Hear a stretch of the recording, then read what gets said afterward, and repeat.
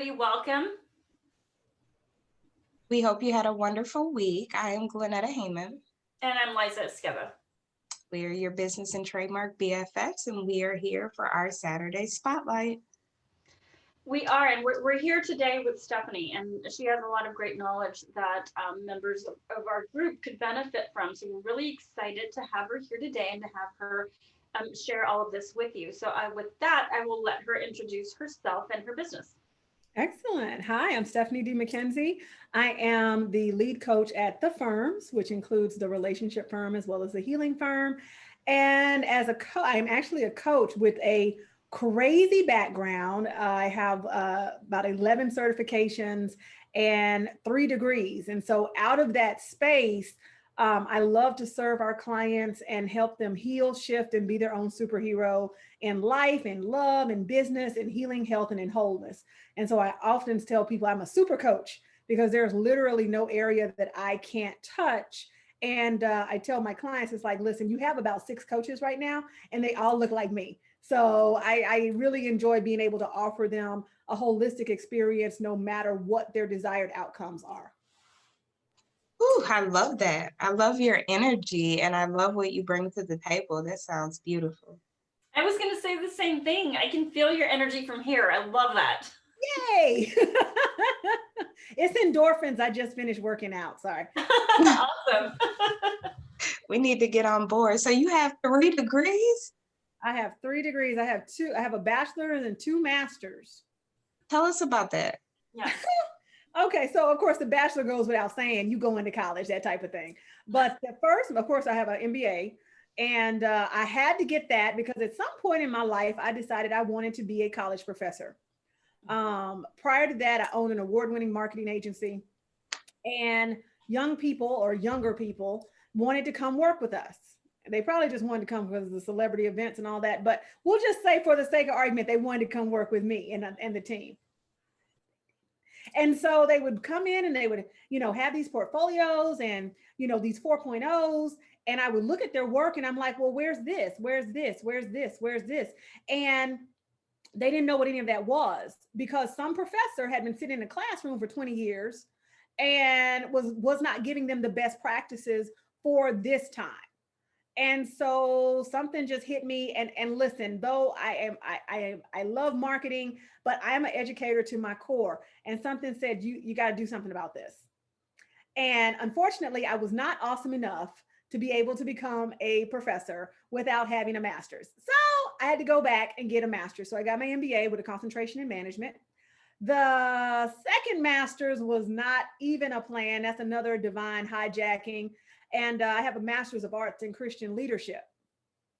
However, from a Fuller Theological Seminary, and Fuller is a very progressive seminary, and I couldn't ever figure out why I was there. And it was one of those things that kind of called to me, and I was like, decline. Like I didn't want to go back to school for what? And I couldn't figure out why. But what I know now is that going through that experience created the opportunity for my spirituality to become expansive. And out of that space, I aligned with the healing modalities, the understanding of mindfulness, the understanding of wholeness and abundance, and really became more expansive in what I could offer my clients by way of healing and what I can just offer the world in general by way of healing. Prior to that, many of the things that I thought were that I'm doing now would have been thought of as, that's, ungodly, or that's not Christian-y or Christian-like. And I'm like, now I'm just like, where are my crystals? Bring me my crystals. Let's do this. Yes, I realize we are writing a serving statement. Yes, I realize we're analyzing your target audience, but I need my amethyst. Like I need it. So it all kind of converged, and I think it made me a better me. I love that. I love that. Just the combination of, your skills and what you saw was an issue and how you developed that. Oftentimes we develop businesses out of issues that we see. This, for example, this platform, us as lawyers, Liza and I were both attorneys, and we saw a need for speaking to business owners more than just about the law. Like, what are you doing with your systems? You don't have a system set up. How are you paying yourself? You're not paying yourself. What? And so, Baby self? What? right. And so just like you took all these things and the gifts that God brought to you, and you put all this together to, heal your clients in this way. And I think that's Me beautiful. too. And me too. I'm always my first and best client. And so, like I said, those under having those understandings allowed me to really expand my own existence in the world, heal some things within me, allowed me to lose physical weight as well as emotional and spiritual weight. And so, I'm truly grateful for the experience. But when I was going through it, and I'm like taking these classes, and I'm like, girl. But I mean, it all works out in the end. And so there we are. Here we are. Wow, that's beautiful. So you said you have two firms. You have two business, the healing and then the firm, you said. The relationship firm. So we The have the relationship firm and the healing firm, and there probably are a few more firms on the horizon. So we just affectionately call them the firms because that's a mouthful as it is. And so the relationship firm came first, and I did not want to be a coach at the time. Coaching came onto my radar. I was working with a dating site and thought it would be great to do relationship education under the auspices of we help you keep love, not just find and search and find it. That was the USP. That's what the marketer wanted to do. And so the marketer said, I'll go get certified so I can teach relationship classes so I don't say stupid things like, hi, I'm the director of marketing for this site, and I also teach relationship classes. So it was really just to bridge the gap in my education and to bring validity to what I wanted to share with these individuals. Project goes defunct. I'm building the brand in social media. People are all in my messages like, oh, I love what you said. And can you help me with this? And I'm like, no, I cannot. No, I can't. I cannot. And so I'm literally going, no, I'm a marketer. This is my argument with the divine. I'm a marketer. Maybe you didn't remember. I'm a marketer. What is this coaching thing? What am I supposed to do with this? I'm a marketer. Yeah. So I fought it for about 2 years. I did it, but I was like haphazardly, yeah, whatever. I don't want to do that. I had plans. I had a path. My agency was award winning. Like, hello, like we do celebrity events. We get press. This is beautiful. What I want to do coaching for? What I want to do this? What I want to do with this? Yeah. So anyway, I fought it, and when I finally stopped fighting, that's when the name, the relationship firm, came to me. And I still wasn't satisfied, Glenetta. I was still like, now you know that this is not going to be available as a .com. And I got the word back, try me. The relationshipfirm.com is available. You gonna pick up your face now? So as I pick up my face and reapply it, here we are. And so that was roughly 10 years ago, between the name change. So the relationship firm has actually existed in name for 8 years. And then the previous name, because I was so adamant that no one was ever going to see this coaching practice I had to create during my certification, was called What the Love. Like what the world, what the heck, what the hell, what the love. Nobody was ever going to see it. So I didn't care. I was just setting something up. Here you go. Okay, great. All right. And so the relationship firm came in, and then, it's doing its thing. And then once I get obsessed with healing, I was like, well, I guess that means we're going to have the healing firm. And so, but what I'm finding now is that, there's not clients of the relationship firm and clients of the healing firm. It's pretty much all the firms. Like you get all of it, because everything from me points back to healing. So if you want a better relationship, we're going to have to heal. You want a better bottom line, we're going to have to heal. You want to get healed, we're going to have to heal. So everything goes back to healing for me in some shape, form, or fashion. And that could be anything from physical, all the way to sleep science, all the way to, what you're eating and not eating, all the way to your relationships, all of it. And so for me, healing is an ongoing process. But once we commit to it, it allows us to experience life and love and building our legacy from a different vantage point. So, so what I hear you saying is what you found is almost that the individual needed to heal first in order to reach their goal. Yeah. Yeah, in some shape, form, or fashion. And I know healing is a term that's kind of woo-woo. And I'm like, no, it's so not woo-woo, because if you've ever cut yourself, then you know that there's a process. And so there are many people that are running around and they're cut. They're emotionally cut. They're emotionally, actually, they probably have emotional puncture wounds, and they're just walking around and they're just pussing all over their life. And they're just like, I don't understand why this isn't happening. And, I got the trademarks, and I sat down with the lawyer, and I got the CPA, and, hey, I may even be making a fair amount of money. You may even be 6 figures or more, 7 figures, 8 figures in your business. One of the things that I have found and said repeatedly, without healing, you can have money. You will not have abundance. And I do believe we are created to live a whole and abundant life where there's nothing obviously missing and nothing obviously broken. I know millionaires personally. And I, one of the first ones that I encountered, their life was miserable, but they're doing 7 figures, but they were completely miserable. And I was working at their company as their general sales manager.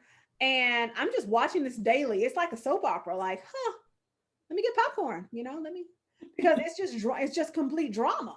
And I don't want that. And I don't feel that money is the pinnacle. I feel like you can have money and not have abundance, but it's very rare to have abundance and not have money. It is super rare. So I truly believe that you're created to have it all, to live a life that is super abundant. I do. I absolutely believe that. And so that is why I feel like healing is the cornerstone on which we build the life that we will absolutely love. I love everything you're saying. And, I got kicked off here, so I'm back, and I missed some of it. And I hate that I missed it. I can't wait to see the replay. Like I said at the beginning, I feel your energy and I love it, and you're absolutely right about healing. And that's something that I'm starting to really see in my life these days. Right. And I see it in other people. I absolutely see it in other people when you're talking about being successful and having abundance, and it's all about, being a very healed person and doing things purposefully. So I love that. I love what you're saying. And like I said, I feel your energy and I love it. Well, thank you. I want to tell you I think that might be the first time I actually said that, healing is the cornerstone upon which we build a life that we can truly love. I think that may be the first time I've actually said that in public. I mean, I say a lot of things in my journals and whatnot. So here, this is an exclusive for you guys. Saturday Spotlight exclusive. There we go. Thank you. I love that. And I've seen that kind of, having that mental awareness and everything that you're talking about. I've seen it in people, and I see it. I see how they are happy and successful in their life versus somebody who, like you said, has drama or focuses on the negative. And I absolutely believe it. I've witnessed it firsthand, and I see that, and I think about it quite often. Right, when I'm struggling with something, I think about like one particular person in my life that I've seen him overcome things, and just, I mean, it's like nothing to him. He's like, yeah, whatever, I'm just gonna do this, and he does it. It's amazing to me. So I love that. It's something that we all need to be reminded about. Absolutely. Yes, ma'am. So tell us, who do you help heal? Oh, it just depends. Ultimately, I really have an affinity for those who really feel overwhelmed and undervalued, and who spend a fair amount of time in their lives being the fixer, fixing folks, people pleasing, and enabling the entitled. If that is something that you resonate with, come home now, because a huge part of my narrative is being that. And people didn't understand why. I didn't even understand that I was doing something because I was seeking external validation. I didn't understand that. A lot of the things I did, especially when I was younger, I did because I wanted and needed that external validation. I was not validated within my own being. And so when I talk about, the ability to heal, shift, and be your own superhero, what I'm actually saying is that you are going through the process of taking off what we call the cape. The cape that you put on, if you've ever seen a superhero movie, they, oh, look, we need Batman, and Batman puts on his cape and he goes out and, here I come to save the day. And, one of my friends, Nikki Knight, it said something in a blog post, and she sent it to me, and she says, I was never created to be a savior.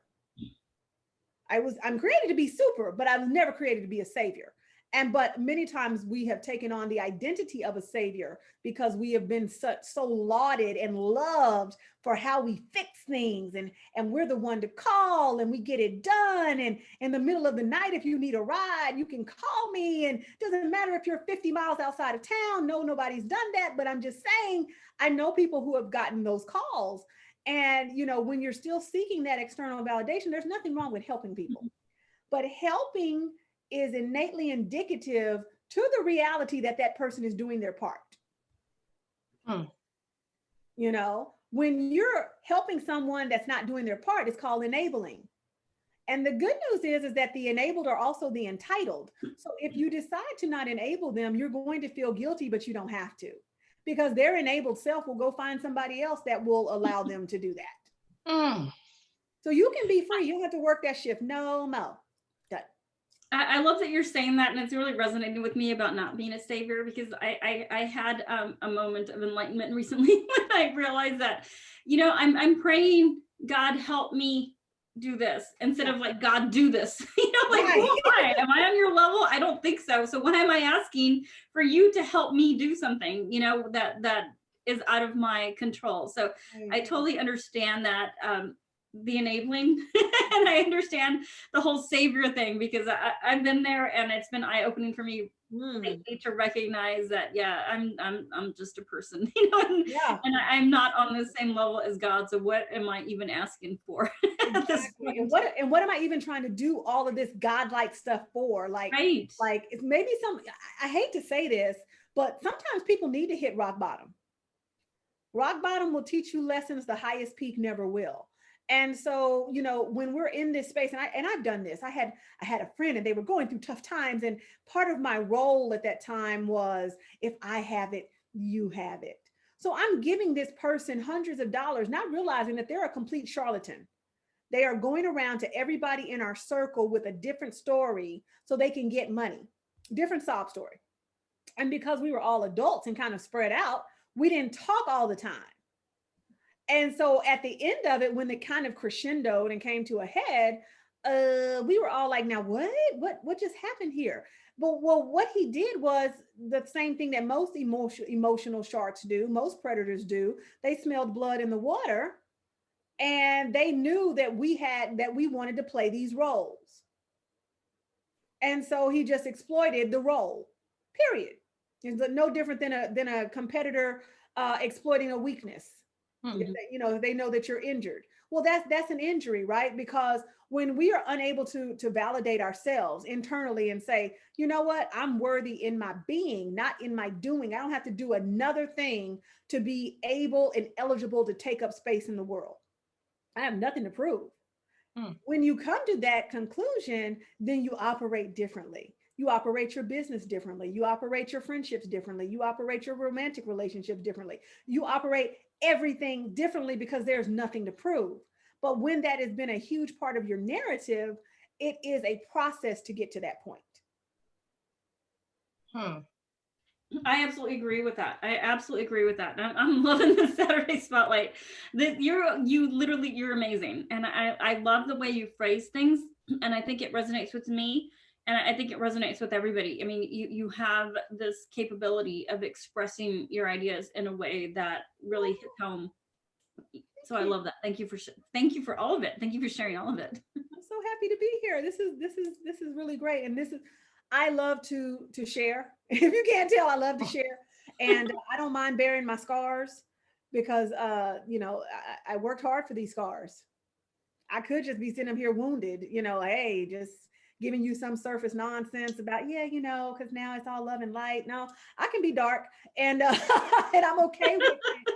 But the reward of turning inward and not just owning your stuff, because I'm tired of people talking about, I own it. Listen, you own a broke down, busted Buick in your driveway that's sitting on blocks. Stop. Okay. We've got to decide what we're going to do with this Buick. Like, stop saying, I own it. The HOA is sending you letters, boo. It is not going to work out for you. Okay. So we've got to do more than that. And so the willing now, I mean, I'll be honest with you, I've sat on a couple of couches to get to this point. Now I can self-correct and I can self-edit and I can self-coach. But I did sit on some couches. And that's the other part of being that helper, that fixer, that people pleaser, is that you take on the traumatic response of not asking for help. Because while you're caping and doing everything for everybody else, when you have a problem, you're just like turned into yourself and just in a dark hole somewhere in fetal position, because you can't ask for help. How dare you ask for help? And I'm like, that's a traumatic response, first of all. And so understanding the right that you have to have help in this world, legitimate help, not help that's coming to backstab you later, but help that is truly vested in seeing you triumph over the trial that you're currently encountering is your birthright. But when you are programmed to not ask for help because you are the help, you may not do that. And so understanding, like I said, breaking through those initial barriers, I did need to sit on a couch for that. And that's fine. Shout out to my therapist. And I still probably will at some point, because I do believe in self-care. And because I work with a fair amount of energy, even though I can self-edit and self-coach, it is important and incumbent upon me to care for myself at the higher level so I can show up as my best. So at some point I probably will return to the couch, and I'm completely okay with that. But I love that you mentioned asking for help, because it's difficult for people. I don't know if it's just like me or people in general. I don't know if it's a generational thing or what, but it's very difficult to ask for help. Mm-hmm. For a lot of us, it's just hard. And it's not that I don't think I'm worthy of asking for help or whatever. I just don't. I just don't. So I think it's great that you point that out, that we should be asking for help and getting help, because we nobody does anything on their own. I say this all the time to my clients in business. Nobody's ever done anything on their own. So whoever you have in your life in business telling you they were self-made, they were not. They're lying. Nobody's self-made. Right. And it's important to remember that in your personal life as well. That you can't do it on your own. I wonder sometimes, as you're saying that, is it because as sometimes you've taken on that role, not you personally, Liza, but if people that have taken on that role of being the helper and the fixer and the one who gets it done, if they look around at everybody and they're like, I can't ask you for help because literally I just helped you. So I think, and if that's the case, then it once again becomes incumbent upon you, the one who's fixing everybody, to develop a circle where you're surrounded and supported genuinely by people who actually can do something for you. Hello. That you can come to and say, hey, Glenetta, I'm having this issue. Hey, Liza, I'm having this issue, right? Where I'm not tucked into myself and dying quietly on the inside because the circle that's around me, my inner circle, doubles as clients. And that's a boundary for me. I don't have people in my inner circle that double as clients. I did once upon a time. And that left me without shoulders to lean on or to cry on. And so one of my self-covenants, and I have quite a few, one of my self-covenants is about being surrounded and supported by people who genuinely want to see me win and can contribute positively to my path. I love that. I absolutely love that. I think we talk about that all the time, how you should surround yourself with an A team. And oftentimes we don't know what that looks like. We have people that we support. We have people that we help, and I think, like Liza said, this resonates with a lot of our listeners, a lot of people in the group, me as well. I'm like, oh, is she talking to me? No. Personally attacked. I promise I don't know you. I don't ladies. It's the Swami, it's the urban unicorn. Sometimes the powers just come in. Because I've done that to people. I'm like, oh, they're like, do you know me? No, I don't. No, I don't. It's just divine. It's not me. It's a gift. I don't own it. But I think that so you might be surrounded by a circle of one, honestly, and then once you what is the saying? When the student is ready, the teacher appears, right? I think that once you become willing to say, yeah, I need some different folks, I think different folks appear. But as long as you're willing to accept this circle, this dodecahedron of dysfunction, then you are, and what's the dodecahedron? It's probably like 10 sides. So, if you're willing to accept this, then it'll persist. Mhm. You know? And I'm not saying you have to write long, lengthy text messages and tell everybody that they need to go away and the season is over or reason, season, lifetime. It doesn't have to be dramatic. Maybe the inner circle people now become more. So, okay, so I'm Saturn and these are my rings. So I have an inner circle, a middle circle, an outer circle, and no, so inner ring, middle ring, outer ring, and no ring. And sometimes people that have been in the inner ring just may need to move to the middle ring without fanfare, without announcement. And that's okay. That's completely okay. Yeah, without drama. You're Yeah, saying without drama and emails and text messages and all of this, you know, if you're receiving this message, it's not even no, necessary. I totally get that, and I'm smirking because you're making so much sense, and it sounds so much like common sense, but it's not. I'm literally smirking because everything you're saying is resonating with me, and I am a fan of no drama to the point where I was just telling Glenn, to the point where I don't even like to verbalize anything because like I don't want to hear it from myself anyway. That's a little far there, Eliza. Come back to the light. Come back to the light.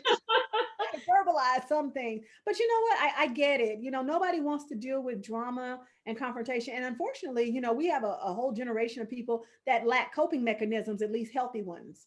Yeah. And so the one statement that you think is just going to be, oh, I'm just going to say this. Then all of a sudden, what do you mean? Well, what are you saying?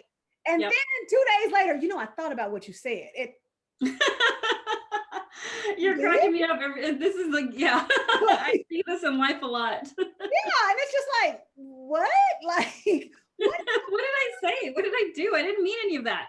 People do tend to read into things, you know, and they project what they're bringing to the table. And they'll read into things, and it's not even anything that you ever meant or was even in your head. You know, I have literally found myself saying, like, I know I didn't mean that because that thought never was in my head at all. So you totally misinterpreted things. Right. And then that's not enough. Well, I just want to, and I'm like, okay, listen. One of the cardinal expectations in my practice is that we give kudos as well as correction. Mm-hmm. And I also take kudos as well as correction because I'm healed enough to do that. I have now, and I tell people all the time, coaching is a very triggering experience. I have made the mistake, although, and I will say this, I'll confess this publicly. I made the mistake of coaching people who were not healed enough to be coached. Mm-hmm. And people get really upset when I say that, and I always have to explain it because coaching is a triggering event. If you are wounded and not ready to be healed, it's a triggering event. Mm-hmm. If you are freshly scabbed, y'all ever had y'all got kids, fresh scabs. Fresh scabs rip off really easily. Coaching is a triggering event. Older scabs, they hold on a little more tightly. Scars are just remnants of wounds that we have healed. Mm-hmm. So it is very much contingent upon where that person is and how they process from their wounded, scabby, or scarred state, whether they can handle the triggering events of coaching. So hopefully that helps somebody understand, because people get so upset when I say, what do you mean I have to have it all together to get coached? Well, no one, again, see, just like Liza was saying, you put that through the lens of your own stuff. And I'm like, that's not what I said at all. Right. You know? But recognize that it is a triggering experience, because I can literally, listen, I have one client right now. And sometimes when we had an office, I decided to move out in a blazing moment of clarity after 4 years, because I was like, there's a pandemic and nobody's coming. Economically, this is dumb. Okay, great. So, but before that, she came to a session and we had note cards. My office looked like a learning center because we had, I was catering to learning styles, because I want you to be, if you're tactile, I want you to have stuff to play with while we talk. And we had a whiteboard and all this. Okay. So she walked out of the office with an index card with her question for the week on it. She says, this is the heaviest index card ever. I asked, there's one question on that index card. I'll tell you, I can ask you 5 questions and rearrange your whole reality. And I know that. I've done it. And in a good way. I can also rearrange your whole reality and you'll be fairly upset with me for about a week or a month or a year. Because you weren't ready for the questions. You weren't ready for that. You wanted to persist in the reality that best suited you. And my bad for not noticing. Sorry. But I mean, I'm not trying to give tough love and I'm not doing cult coaching. That's what I call it, when people break you down and, oh, you'll never be anything without me. So come work with me and, give me asinine amounts of money so I can build you back up from how I broke you. No. But can I ask a question that will rearrange everything that you think? Yeah. And it's a gift, and I don't own it.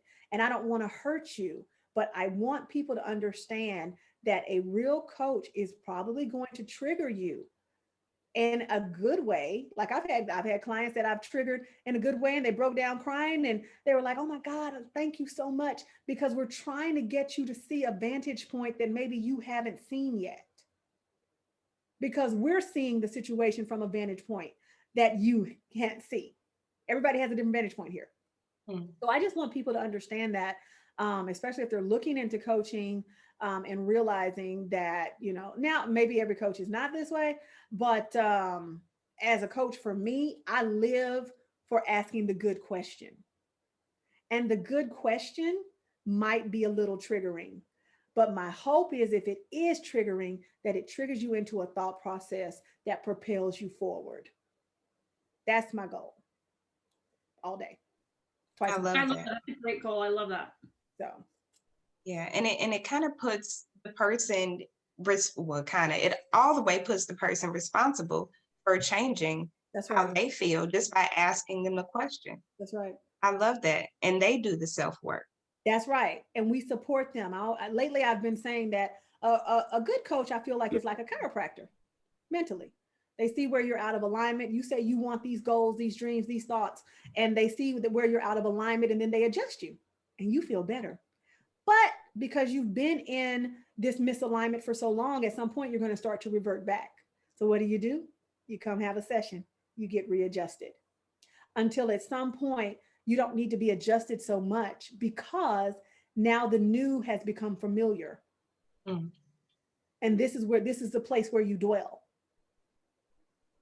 And so that's the goal of coaching. I know people do coaching various ways.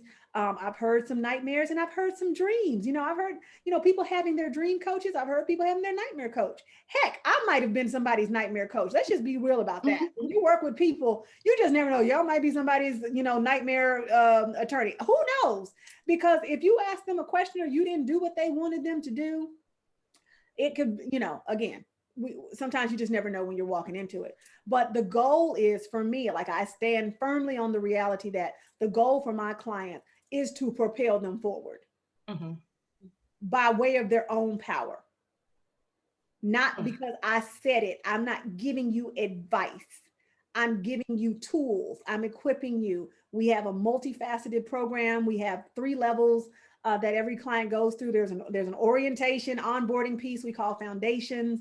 They have online materials. They have private coaching. We have group sessions that they can come to. We have materials. We might write you some affirmations, some journaling. Who knows? So the goal is to make sure that you are supported and surrounded however that needs to look. And so we want you to move forward. That's what we want you to do. And we hopefully we're giving you the tools to do that. I love that that's very individualized, to what the person needs. And I mean, that's exactly how it should be, right? Yeah. Be very individualized to whatever a specific person needs, or what's going to get them where they need to be. Absolutely. There's no cookie cutter. I mean, yes, when you come in and you do the onboarding, the foundations piece, everybody does that, but everybody has a different experience. And I'm all for that. We don't necessarily do cookie cutters. That's why people ask me all the time, and they'll say, well, what's going to happen in my session? I don't know. Depends what's happening with you in your session. I don't know. It depends on what you bring to it. Yeah, I have no idea. I don't know. I've had people that came in with sessions, and maybe last week they were great, and this week, they're in tears and completely like outdone. Well, we're not just going to talk about your homework from last week and bid you a fond farewell. We're going to press into this if you want to. We always leave space. Everything as far as action steps is a negotiable in our practice. Nothing is dogmatic where you got to do this. Foundations, yes, you have to do this because that just enhances your experience. But ultimately, if we say, hey, this is the action step, and my caveat is always, if you do this and it doesn't feel good, it doesn't resonate, stop. Same thing with the couples. If you start to have this conversation, it creates strife or discord, stop. Because this is not about you pleasing me. So you can come back and say, we did it, but at what cost? Right. We did it, but we didn't talk for a week. What? No. No, we don't. No, we don't want that. That's not the outcome we want. It's not about me. It's about you. So if I give you a tool, and no different, you know, in life, if you say I need a pen and I hand you a pen and you're like, oh, I need a marker. Okay. Well, then we maybe need to get you a marker. Or maybe I handed you a pen and you tried to write with the pen and you realized, oh, I need a pencil. Okay. So you don't have to write with this pen to please me. Mm-hmm. You don't have to do that. This is not about pleasing me. And I know some coaches get off on that, but I am not one of them. Yeah, no, that makes total sense. It makes total sense. And I love that that's your approach to things. And you're right, because there's a lot of people out there who maybe have a coach and they don't even realize this, right? But maybe the coach is doing exactly what you said. And because you've never actually stopped and thought about it, you're not even aware of, you know, the path that you're going down or how it could be detrimental in some way. Exactly. You know, I once had a coach, and this is why I'm a huge proponent of getting trained and learning the actual skill of coaching, what I call coaching protocol. This person called themselves a coach, and I went to them for coaching and they told me what to do, and none of it resonated with how I actually do things. Mm-hmm. Now, full disclosure, I was a fake coach in the early 2000s because I started using the word coach as part of my moniker because I thought that was the emergent term for consultant. And I didn't want to be incongruent with the market when I was doing, you know, consulting, still marketing stuff, but, you know, a little bit more business consulting, right? Wrong. I did a live coaching session, and someone who had actually been certified in a program told me that wasn't coaching. And I was like, oh no, I didn't know. Mm-hmm. Fast forward to now, yes, I've been through 11 certification programs.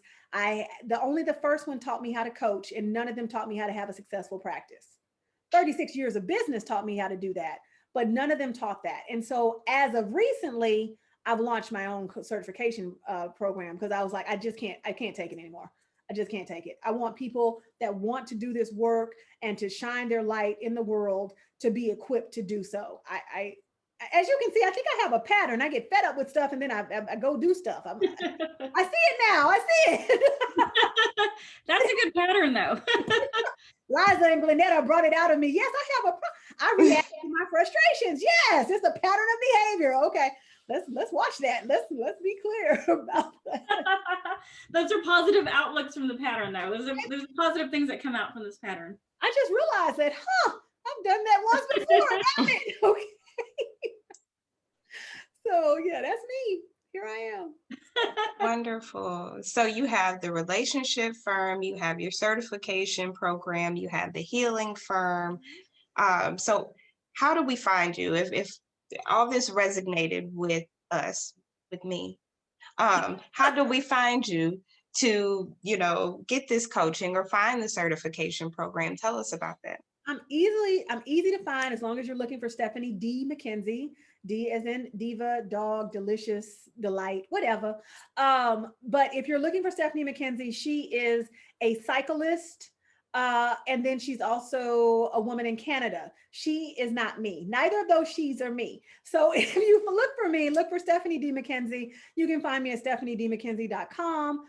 You can find me on Facebook at Coach Stephanie DM, Twitter, Stephanie DM, IG, Stephanie D. McKenzie. And, you know, if by chance you're interested in connecting, we do have a community for new and aspiring coaches and owners called Super Abundant. It is on Facebook, and you can get to it at shift.nocapes.org. Repeat that. Shifts. Shift. SHIFT. I always have to make sure because people are like, what'd you say? Shift. Shift.nocapes.org. Thank you for repeating that. I'm writing with my finger. Saw that. I was like, wait, I didn't get it. So thank you for that. So StephanieDMcKenzie.com, Coach Stephanie DM, and then shift.nocapes.org. Yep. Wonderful. We will check you out. I think that this resonates with a lot of our group members, especially the ones in the brown bag. So I'm really, really, really excited that our listeners get to hear you. And then do you work with everybody all over the country, right? The world, actually. I have international clientele. I'm so happy to brag a little bit. Little brag. That's awesome. So, Well, I'm very grateful that we had you on here today, and I would love to have you back at some point. You know, we love to we love to work with experts that can help our group and help people that we work with. And I'm like just blown away by you. I love your energy. Like I said, I can feel it. I love your energy, and I would be more than happy to have you back at some point in another in some other kind of feature or whatever it is that we have going on. yes, let's do that. And I also have a stream that I do every Tuesday called Get Your Shift Together. So maybe we could do something like, oh, I don't know, maybe a crossover, or I don't know, but y'all come and hang out with me and I'll come and hang out with you again, you know. I love the name of that, Get Your Shift Together, and I love the no capes thing. Thank you. I really do. I cannot take credit. My business coach actually reined me in with some of that stuff. So when I started with the Be Your Own Superhero, that's where the capes came in and all this other stuff. And so, I'm always on brand. Always.